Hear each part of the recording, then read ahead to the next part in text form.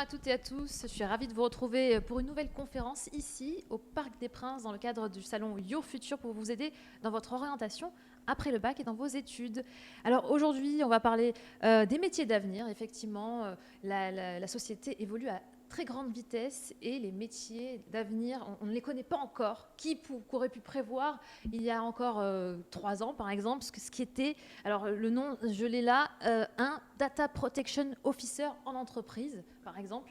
Ça, c'est lié à l'évolution technologique et qui arrive à grande vitesse. Mais il y a énormément de métiers auxquels on pourrait penser et on va en parler tout de suite avec notre intervenante Christelle Meslay-Génin. Bonjour Christelle. Bonjour. Est-ce que ça va? Très bien. Est-ce que vous êtes prête à nous parler des métiers d'avenir? Ouais, j'adore ça. Vous êtes spécialisée même, puisque vous êtes dans l'association Job IRL, c'est ça? Ouais, je suis la présidente fondatrice de Job IRL, Ouais. qui est un réseau social qui permet à tous les jeunes de se connecter à des professionnels, justement pour parler métiers, pour comprendre l'évolution des métiers, les filières d'avenir. Et donc, on est plus de 100 000 membres en France. Très bien. Alors la première chose qu'on pourrait dire, c'est que quand on parle des métiers d'avenir, c'est vrai que ce qui peut venir à l'esprit tout de suite, c'est un métier futuriste, un intitulé de poste qui n'existe pas encore. Mais en fait, un métier d'avenir, ça recouvre beaucoup plus de choses et même des métiers qui existent déjà. Oui, alors en fait, quand on parle métier d'avenir, c'est un peu compliqué parce qu'en fait, il y a les métiers qui n'existent pas mais qui vont recruter dans quelques années. Il y a les métiers qui recrutent beaucoup et qui vont continuer à beaucoup recruter. Coiffeur, avant que notre coiffeur soit robotisé, il y a de la marge. Donc en fait, ça rassemble à la fois des métiers qui recrutent déjà beaucoup, qui vont continuer à beaucoup recruter, et puis des métiers qui évoluent. C'est surtout beaucoup de métiers qui évoluent. Tous nos métiers évoluent. Ça, on en est quasiment sûr. Après, on se dit qu'il y a peut-être, avec l'intelligence artificielle, 10-15% des métiers qui vont disparaître dans les 10-20 prochaines années. Mais c'est surtout tous nos métiers qui continuent à exister, mais qui évoluent énormément. Très bien. Alors vous avez identifié, juste avant on s'est parlé, des transitions qui permettent justement à certains métiers d'émerger. Plus particulièrement, est-ce que vous pouvez nous parler de ces grandes transitions qu'on est en train de vivre? Alors en effet, pourquoi l'évolution des métiers s'accélère en fait? Parce que l'homme s'est toujours nourri, l'homme a toujours essayé de se soigner, on va dire, il s'est toujours habillé, enfin voilà, il y a longtemps qu'on a des professeurs pour éduquer les enfants, enfin voilà, il y a plein de métiers qui existent depuis très très longtemps. Mais pourquoi les évolutions accélèrent très vite? Parce qu'on a aujourd'hui une accélération de l'évolution technologique, et puis on a l'arrivée de l'intelligence artificielle, on en reparlera après, mais de toute la data, du numérique qui fait que ça fait évoluer très très vite tous les métiers. Et là, on l'a vu avec le Covid, on a vu l'accélération du télétravail, du travail à distance. Énorme, là. Ouais, voilà, c'est comme malheureusement quand on dit les grandes crises, hein, une guerre, ça accélère les Exact. évolutions. Voilà, on a vu pendant la Première Guerre mondiale, les femmes se sont mises à travailler, ce qu'elles faisaient très peu avant. Et là, avec le Covid, on s'est tous mis à plus télétravailler, à plus travailler à distance, et même les plus réfractaires se sont mis à le faire très vite. Donc ça, c'est toute la partie technologique qui fait que ça évolue très très vite. Ensuite, l'autre grande transition, c'est la démographie.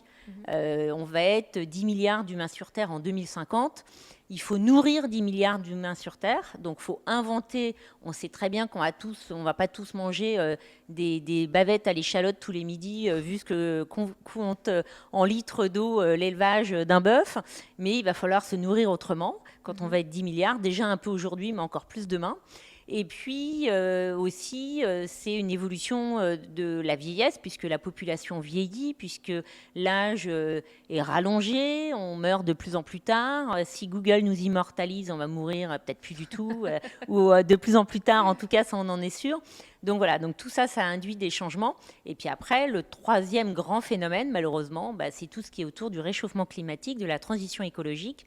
Et là aussi, plein de métiers, il y a tout à réinventer. En fait, moi, ce que je dis souvent aux jeunes, c'est que plutôt de se dire je baisse les bras, c'est la déprime, tout va mal, c'est plutôt on est à un moment où il faut réinventer le monde.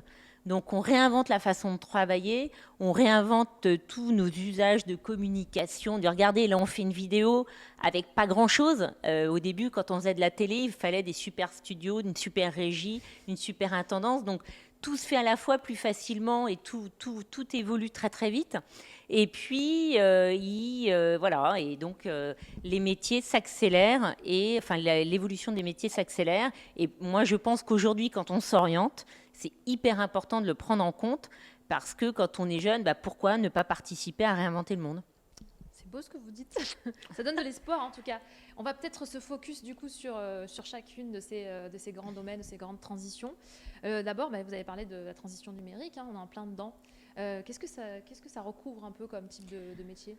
Alors, il y a tous les métiers autour, pour dire simple, digital, informatique, intelligence artificielle. Et alors ça a beaucoup de conséquences, parce que donc, tout ce qui est l'intelligence artificielle, c'est donc tout ce qui permet de remplacer une partie de l'intelligence humaine, je dirais, par des algorithmes, hein. L'intelligence artificielle, elle est souvent un peu bête entre nous. C'est vraiment de l'algorithme inventé par l'homme. Donc déjà, il faut que les hommes eux-mêmes inventent les algorithmes pour que ça marche, gèrent de la donnée, parce que la puissance de l'intelligence artificielle, c'est de gérer des énormes bases de données. Donc il faut gérer de la data, du big data, comme on dit. Et puis, donc c'est tous les métiers autour de la création des sites internet, des applis, des objets connectés.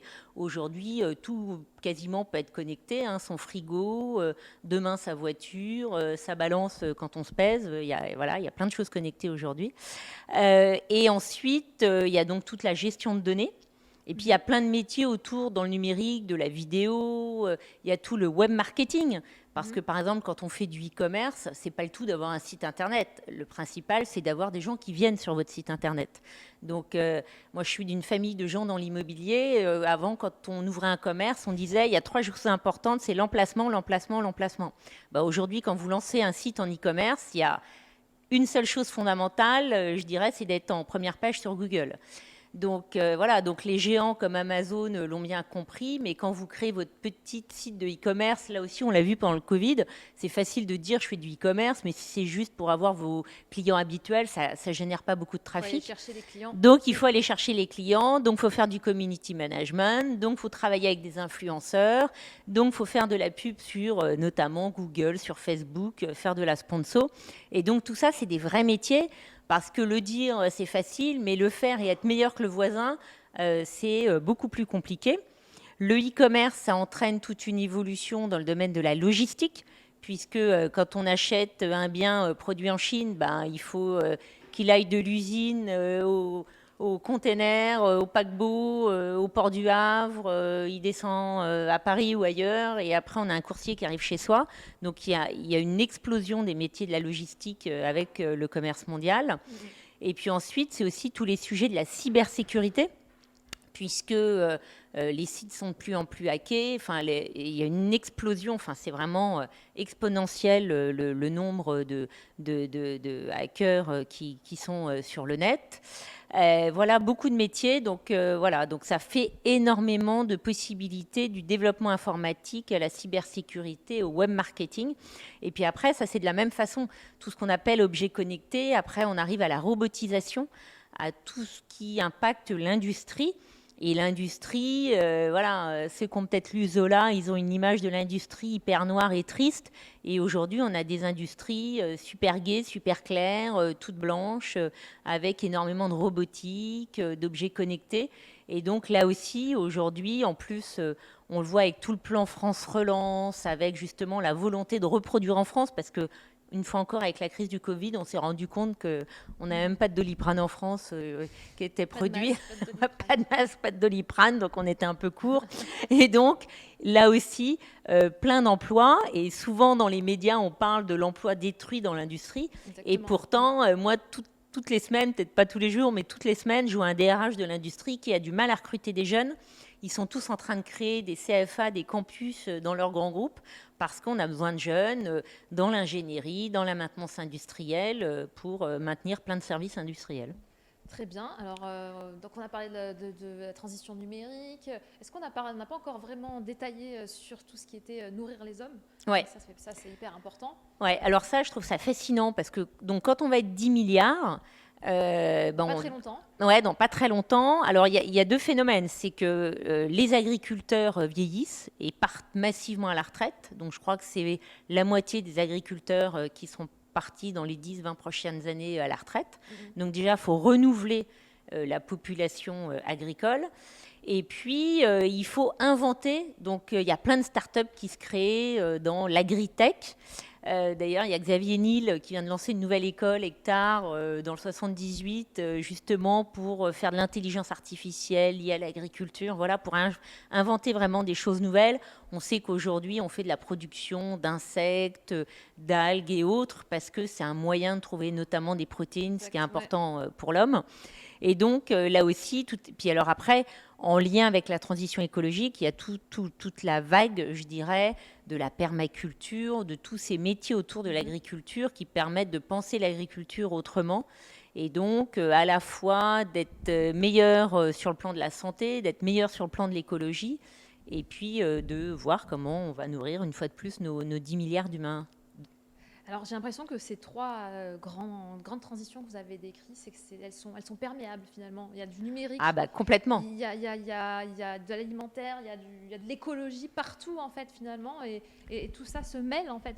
Il n'y a pas un métier maintenant. Oui, il y a une totale convergence. Ouais, il y a une totale convergence. Alors après, sur le sujet de la démographie, il y a le vieillissement de la population.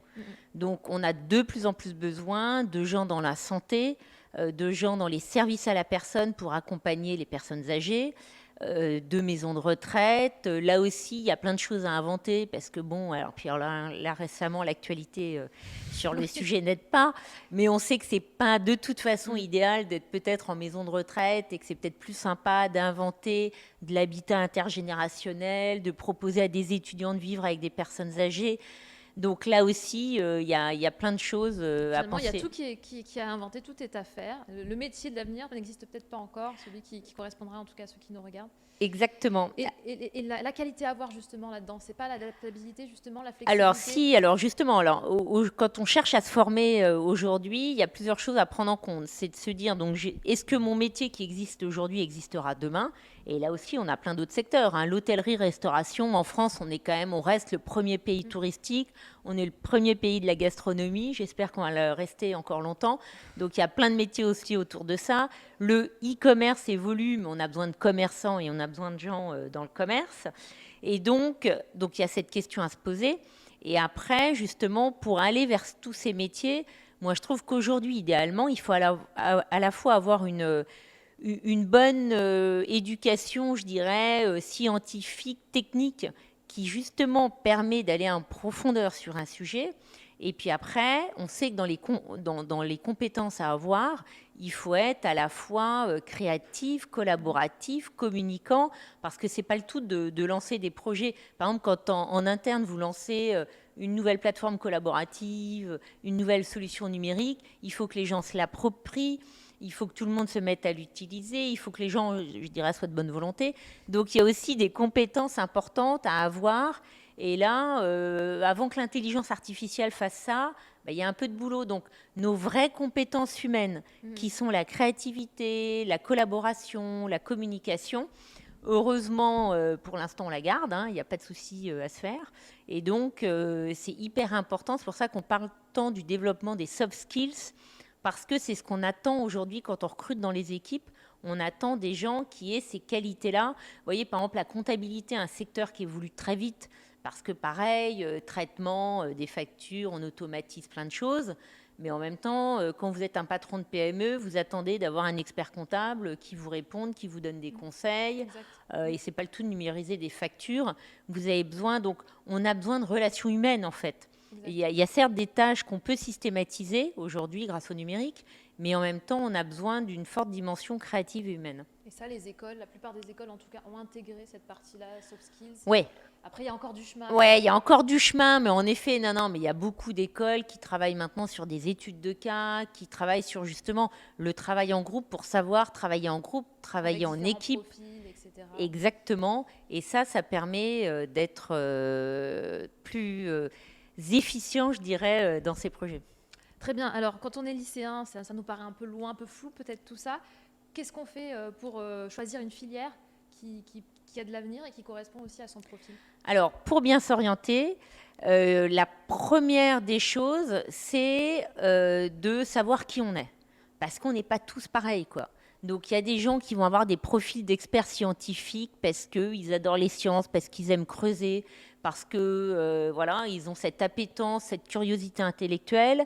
Il y a d'autres gens qui vont être hyper bons dans le côté social, collaboratif. Donc ça, déjà, la première question à se poser quand on s'oriente, c'est qui je suis. Donc je vois par exemple sur Job IRL, on a développé un test d'orientation justement pour aider les jeunes à se dire est-ce que je suis plutôt un être hyper social, quelqu'un qui est justement dans l'innovation, quelqu'un qui au contraire aime les choses un peu carrées, hein, même chez les jeunes, hein, il y a des gens qui aiment un peu les choses carrées, organisées.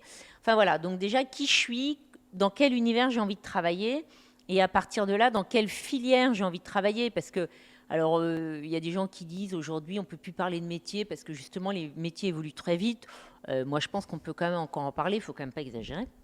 Ça évolue vite, mais pas si vite que ça. Puis même si ça évolue un peu, la base reste là.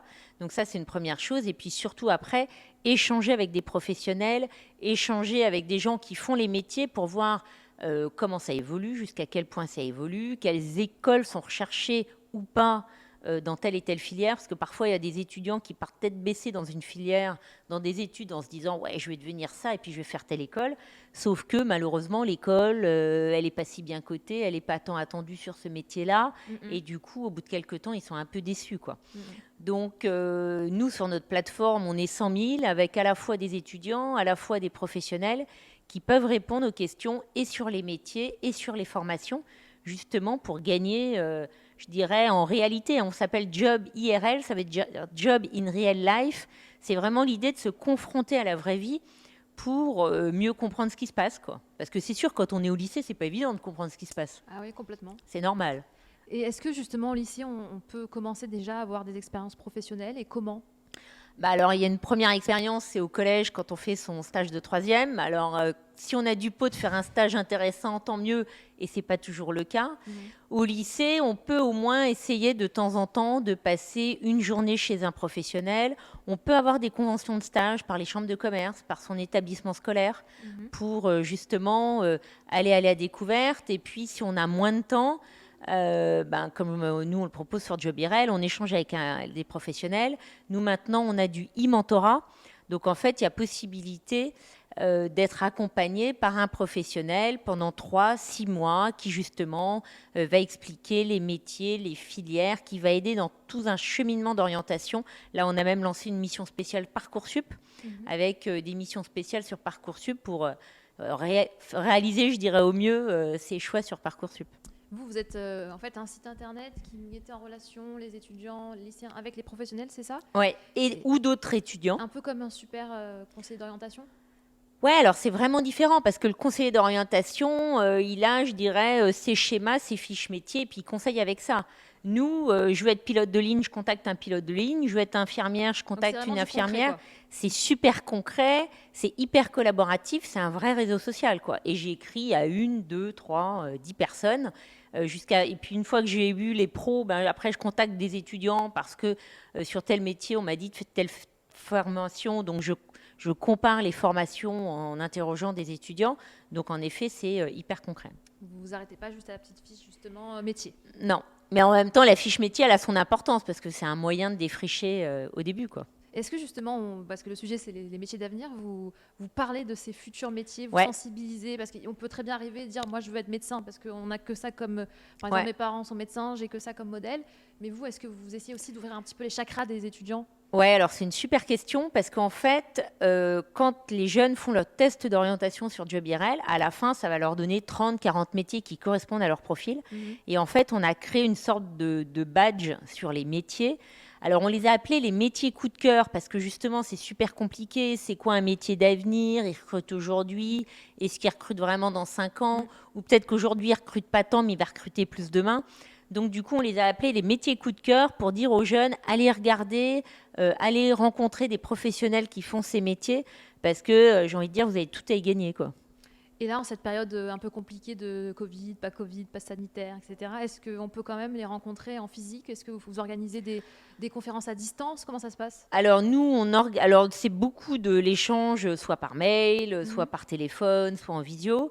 Après, nous, on organise des live métiers, mais là, plus en collectif, parce qu'en fait, on organise des programmes avec des collèges, des lycées, des universités. Donc là, on fait des live métiers, mais de façon plus collective. Donc, c'est surtout de l'échange individuel. Après, quand les gens habitent les uns à côté des autres, ils peuvent toujours se rencontrer. Mais bon, ce n'est pas toujours le cas. Donc, Très bien. en ligne, c'est pratique. Est-ce que vous avez un message à faire passer à ceux qui nous regardent, peut-être des lycéens, peut-être même des parents hein, qui sont un peu inquiets? Moi, mon grand message à faire passer, j'ai un peu envie de dire, parce que il y a quand même une super angoisse sur l'orientation, c'est quand même l'horreur, Parcoursup. Enfin bon, moi je le vois, j'ai une fille en première là, donc je commence à avoir tous ses potes sur le dos. On va avoir énormément d'informations, voilà. Beaucoup plus qu'avant. Voilà, c'est toujours l'angoisse. Ouais. Parcoursup fait super peur, donc moi j'ai vraiment envie de leur dire. À la fois, il y a plein de possibilités. Il y a, voilà, comme je dis, tellement de choses à inventer. Il y a tellement d'entreprises qui cherchent à recruter des jeunes. Mais c'est là où il faut quand même aller sur les métiers que les entreprises cherchent à recruter, hein, parce qu'il y en a d'autres, c'est moins le cas. Et il faut être curieux, il faut s'informer. Et c'est comme ça qu'on s'en sort le mieux, quoi. Pas se mettre de barrières aussi. Voilà. Et alors, faut surtout, moi, je prône les filières scientifiques, les filières du numérique, parce que, oui. J'ai fait un bac L, il faut pas me dire ça. Parce que c'est comme ça qu'on invente les choses, c'est en étant un peu technique et scientifique. Ouais. Et surtout les filles, on vous attend tellement dans les filières numériques et scientifiques. Allez-y. J'ai envie de dire, vous n'aurez pas de boulot à chercher, on viendra vous chercher. Nous, on a des groupes de femmes inspirantes, les intrépides de la tech, qui justement sont prêtes à partager leur expérience. Et la plupart des entreprises cherchent à recruter plus de filles sur ces métiers-là, donc allez-y. Et il en manque, puisque j'ai un chiffre en tête, c'est 19% je crois de femmes dans les écoles d'ingénieurs, ce qui n'est pas beaucoup. Mais c'est rien, et c'est pas assez. Et il n'y a pas de raison que nous les filles, on laisse la place aux garçons pour inventer le monde, pour inventer toutes les solutions digitales. Moi, j'ai créé un réseau social, voilà, c'est très sympa. Et donc, il n'y a pas de raison que les autres ne le fassent pas. D'ailleurs, on va rappeler du coup le nom de votre réseau avec le site internet. C'est facile à trouver, j'imagine, sur Google. On tape Job IRL et c'est terminé. On tombe sur vos offres. Exactement. Eh bien, super. Merci beaucoup, Christelle. Merci. Merci. Et puis, n'hésitez pas, si vous avez des questions, à les poser directement peut-être à Christelle ou à quelqu'un. Ah ouais, je suis membre de Job IRL. Je peux aussi être interviewée sur Job IRL. Ou sur LinkedIn, peut-être en tapant Job IRL. Il y aura d'autres personnes qu'on pourra contacter. Merci. Merci. Je vous dis à très bientôt pour une nouvelle conférence sur notre sujet. Bye bye.